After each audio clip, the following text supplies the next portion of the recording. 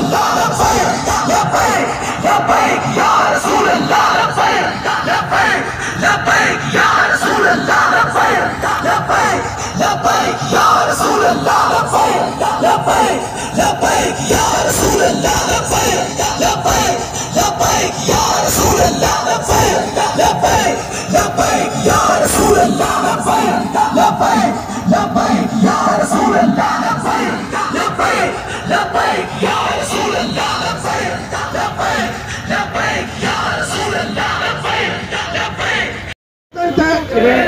थप्पो कहीं बस इन्हें जाना इन्हें माना न रखा गए तहरीक लब्बैक या रसूलल्लाह पाकिस्तान में शमूलियत जो ऐलान कनि था।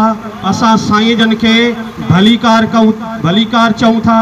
असां दिल जे तय गहराइन सां साईं जन के वेलकम चऊं था। साईं एडवोकेट तौफ़ीक़ अहमद पंवर साहब जन शमूलियत जो ऐलान कंदा अस्सलामु अलैकुम या रसूलल्लाह व अला आलिका व सहाबिका या हबीबल्लाह। जीअं त एडवोकेट तौफ़ीक़ अहमद मुंहिंजो भाउ आहे ऐं मां हुनजो जेको आहे वॾो बिरादर आहियां शफ़ीक़ अहमद पंवर। ऐं मां पंहिंजे बिरादरी जी पंहिंजे जेको आहे भाइरनि समेत जीअं त मां लब्बैक या रसूलल्लाह में जेको आहे इन चवणु चाहियां थो। ऐं मां पंहिंजो जेको आहे वोट लब्बैक या रसूलल्लाह उन्हनि खे ॾियण जो जेको आहे अख़्तियार कयां थो। ऐं जेको आहे त मां 5 साल पहिरियां बि इन्हनि वॾेरनि ऐं भतारनि सां रहियो आहियां। 10 साल अॻु में बि उन्हनि सां मां पार्टियुनि में रहियो आहियां। उहे काई बि पार्टी कम जी न आहे। जेको आहे पार्टी जेका बि आहे जेको असांजी इस्लामी पार्टी आहे तोणी जेको आहे असांजी लब्बैक या रसूलल्लाह हुजे अहिड़ी बि पार्टी इस्लामी पार्टी असांजे कम जी आहे। हिन दुनिया जे कम जी बि आहे ऐं आख़िरत जे कम जी बि आहे। इहे जेके बि इहे वॾेरा ऐं सरदार जेके भी भतार ये डटन है कूड़न जे आश्रम से अथव। ये तव्हां हिननि जे बंगलनि ते वेंदव तव्हांखे हा ऐं आसरो ॾींदा रहंदा पर तव्हांजो टके जो कोई भी कम कोन कंदा।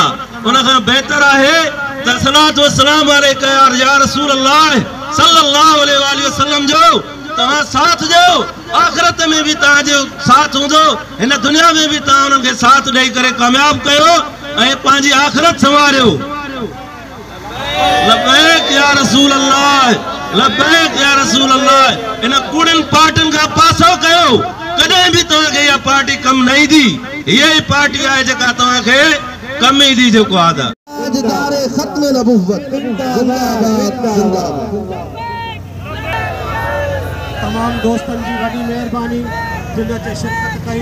वॾी मेहरबानी तमाम दोस्तन जी।